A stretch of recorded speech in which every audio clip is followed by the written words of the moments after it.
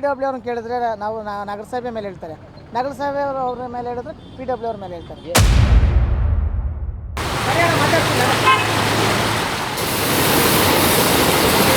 ನಗರಸಭೆ ಅವ್ರಿಗೆ ಹೇಳಿ ಹೇಳಿ ಬೇಜಾರಾಗ್ಬಿಟ್ಟೈತೆ. ವಿಡಿಯೋ ಹಿಡ್ದು ಬೇಜಾರಾಗ್ಬಿಟ್ಟೈತೆ. ಬರ್ತಾರೆ, ಒಂದು 2 ನಿಮಿಷ ಕ್ಲೀನ್ ಮಾಡ್ತಾರೆ, ಹೊರಟೋತಾರೆ.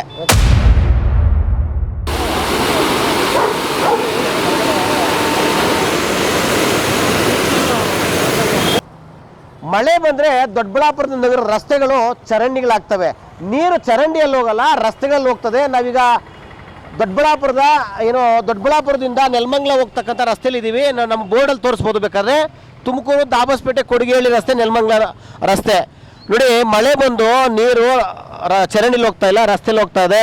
ಮತ್ತು ಇಲ್ಲಿ ಪ್ರವಾಹದ ರೂಪದಲ್ಲಿ ಚರಂಡಿಗಳನ್ನು ಕ್ಲೀನ್ ಮಾಡಿದ ಪರಿಣಾಮ ನಮ್ಮ ಎಡಭಾಗದಲ್ಲಿ ತೋರಿಸೋದಾದ್ರೆ ನೋಡಿ, ಅಲ್ಲೊಬ್ಬ ಸಹೋದರ ಮನೆಗೆಲ್ಲ ನೀರು ನುಗ್ಗಿದೆ, ತುಂಬ ತೊಂದರೆ ಪಡ್ತಾ ಇದ್ದಾರೆ. ನೋಡಿ, ಮೊಣಕಾಲ್ವರೆಗೂ ನೀರು ಬರ್ತಾ ಇದೆ, ಚರಂಡಿ ಕಂಪ್ಲೀಟಾಗಿ ಬ್ಲಾಕ್ ಆಗಿ.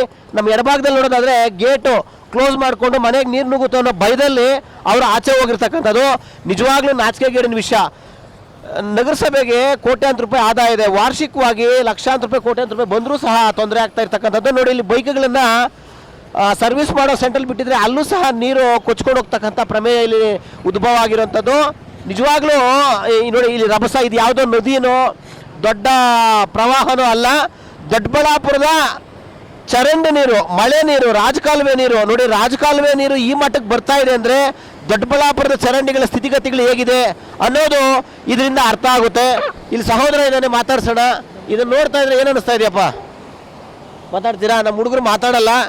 ನೋಡಿ, ಇದು ಪುನೀತ್ ರಾಜ್ಕುಮಾರ್ 1ನೇ ಮುಖ್ಯ ರಸ್ತೆ ದೊಡ್ಡಬಳ್ಳಾಪುರ ಅಂತೇಳಿ ತೋರಿಸ್ತಾ ಇರ್ತಕ್ಕಂಥದ್ದು. ಮುಂಭಾಗದಲ್ಲಿ ಈ ಕಡೆಯಿಂದ ಆ ಕಡೆ ಹೋಗ್ಲಿಕ್ಕಾಗದೆ, ಆ ಕಡೆ ಈ ಕಡೆಯಿಂದ ಬರೋಕ್ಕಾಗದೆ ನೋಡಿ, ಅಲ್ಲೆಲ್ಲ ಜನ ಒದ್ದಾಡ್ತಾ ಇದ್ದಾರೆ, ಪರದಾಡ್ತಾ ಇದ್ದಾರೆ. ಚರಂಡಿ ನೀರೇ ಈ ಮಟ್ಟಕ್ಕೆ ಹೋಗ್ತಾ ಇದ್ರೆ ಬೇರೆ ಕಡೆ ಎಲ್ಲ ಪ್ರವಾಹ ಏನಾದರೂ ಬಂದರೆ, ದೊಡ್ಡ ಮಳೆ ಬಂದರೆ ಏನು ಗತಿ? ಇದು ದೊಡ್ಡಬಳ್ಳಾಪುರ ಮಹಾನಗರದ ಚರಂಡಿಯ ಮಳೆ ನೀರಿನ ಅವಾಂತರ ಅಂತ ಹೇಳಬೇಕು, ದುರಂತ ಅಂತ ಅನ್ಬೇಕು, ದುಸ್ಥಿತಿ ಅಂತ ಹೇಳ್ಬೇಕು, ಗೊತ್ತಾಗ್ತಾ ಇಲ್ಲ. ಸಣ್ಣ ಮಳೆ ಬಂದರೆ ಸಾಕು, ದೊಡ್ಡಬಳ್ಳಾಪುರದ ರಸ್ತೆಗಳೆಲ್ಲ ಈ ರೀತಿ ತುಂಬಿ ತುಳುಕ್ತವೆ, ಕೊಚ್ಚಿ ಹೋಗ್ತವೆ. ಎಲ್ಲಿ ಅಕಸ್ಮಾತ್ ಏನಾದರೂ ಹುಡುಗರು ಮಕ್ಕಳು ಏನಾದರೂ ದಾಟಬೇಕು ಅಂತ ನಾವು ಹೋದಾಗ ಏನಾದರೂ ಅನಾಹುತ ಆದರೆ ಯಾರ ಗತಿ? ದುರಂತ ಅಂತಂದರೆ ಅನೇಕ ಜನ ನೋಡಿ, ಆ ಕಡೆಯಿಂದ ಹುಡುಗರು ಬರ್ತಾ ಇದ್ದಾರೆ, ಅವ್ರನ್ನೂ ಸಹ ತೋರಿಸುವಂಥ ಪ್ರಯತ್ನ ಆಗಲಿ. ಅಕಸ್ಮಾತ್ ಏನಾದರೂ ಇಲ್ಲಿ ದಾಟೋವಾಗ ಏನಾದರೂ ಹೆಚ್ಚು ಕಡಿಮೆ ಆದರೆ ಯಾರು ಜವಾಬ್ದಾರಿ? ಇದು ಇವತ್ತಿನ ದಿನ ಅಲ್ಲ ಸರ್. ಏನಿದು? ಚರಂಡಿ ನೀರು. ಚರಂಡಿ ನೀರು ಯಾಕೆ ಇಷ್ಟು ಜೋರಾಗಿ ಹೋಗ್ತಾ ಇದೆ? ಅದು ಚರಂಡಿ ಸರಿಯಾಗಿಲ್ಲ, ಅದಕ್ಕೋಸ್ಕರ. ಓಕೆ. ಎಷ್ಟು ದಿನಗಳಿಂದ ಈ ಸಮಸ್ಯೆ? ಅದು ಒಂದು 2 ವರ್ಷ 3 ವರ್ಷದಿಂದ ಈ ಥರ ಸಮಸ್ಯೆ ಇದೆಯಾ? ಹೌದು ಅಣ್ಣ. ಈಗ ನಿಮ್ಮ ಮನೆಗೆಲ್ಲ ನೀರು ಬಂದಿದೆ, ಏನು ಸಮಸ್ಯೆ? ಹೇಳಿ ಮಾತಾಡು.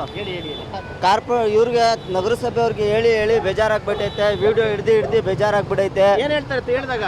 ಬರ್ತಾರೆ, ಒಂದು 2 ನಿಮಿಷ ಕ್ಲೀನ್ ಮಾಡ್ತಾರೆ, ಹೊರಟೋತಾರೆ. ತಿರ್ಗಾ ಹೇಳಿದ್ರೆ ತಿರ್ಗಾ ಬರ್ತಾರೆ, ಕ್ಲೀನ್ ಮಾಡಿದ್ರೆ ಹೊರಟೋತಾರೆ. ಚರಂಡಿ ಕ್ಲೀನ್ ಮಾಡದೇ ಇರೋದೇ ಈ ಸಮಸ್ಯೆ ಕಾರಣನಾ? ಇಲ್ಲಿ ಇದೈತೆ ಕೆಳಗಡೆ ಪೈಪ್ಗಳು, ಹೇಳ್ತಾ ಇದೀವಿ ಸ್ವಲ್ಪ ಹೈಟ್ ಮಾಡ್ಕೊಡಿ ಅಂದ್ರೆ ಮಾಡ್ತಾ ಇಲ್ಲ. ಯಾವಾಗ ಬಂದ್ರೆ ಬರೀ ಕ್ಲೀನ್ ಮಾಡ್ತಾರೆ, ಹೊರಟೋತಾರೆ ಅಷ್ಟೇ. ಮುಚ್ಚಿಲ್ಲ, ಕ್ಲೋಸ್ ಮಾಡಿಲ್ಲ. ಇಲ್ಲ, ಕ್ಲೋಸ್ ಆಗೈತೆ. ಕೆಳಗಡೆ ಪೈಪ್ಗಳು ಐತೆ, ಆ ಪೈಪ್ ನಲ್ಲಿ ಕಸ ಸೇರ್ಕೊಂತೈತೆ. ಆ ಕಸದಿಂದ ಬರ್ತಾ ಇರೋದು ನೀರು ಆಚೆ. ಒಂದು ಯಾವಾಗ ಹೇಳಿದ್ರು ಇದೆ. ಇವಾಗ ಮಳೆ ಬಿದ್ದೈತೆ, ನಾವು ವಿಡಿಯೋ ಹಿಡಿದು ಹಾಕ್ತಿವಿ, ಬರ್ತಾರೆ ಬೆಳಿಗ್ಗೆ, ಒಂದು ಸ್ವಲ್ಪ ಕ್ಲೀನ್ ಮಾಡಿಬಿಟ್ಟು ಹೊರಟೋತಾರೆ. ಶಾಶ್ವತ ಪರಿಹಾರ ಆಗ್ತಾ ಇಲ್ಲ. ನೋಡಿ, ತುಂಬ ಜನ ಸಮಸ್ಯೆಗಳು ತುಂಬ ಇದೆ, 100 ಇದೆ, 10 ಇದೆ. ಸಮಸ್ಯೆನ ತಾತ್ಕಾಲಿಕವಾಗಿ ಬಗೆಹರಿಸ್ತಾರೆ, ಆದರೆ ಶಾಶ್ವತವಾಗಿ ಸಮಸ್ಯೆನ ಬಗೆಹರಿಸಬೇಕು ಅಂತ ಜನರ ಆಗ್ರಹ. ಶಶಾಂಕ್ ಮತ್ತೆ ಸುರೇಶ್ ಬಾಬು, ವಿಶ್ವಭಾರತಿ, ದೊಡ್ಡಬಳ್ಳಾಪುರ.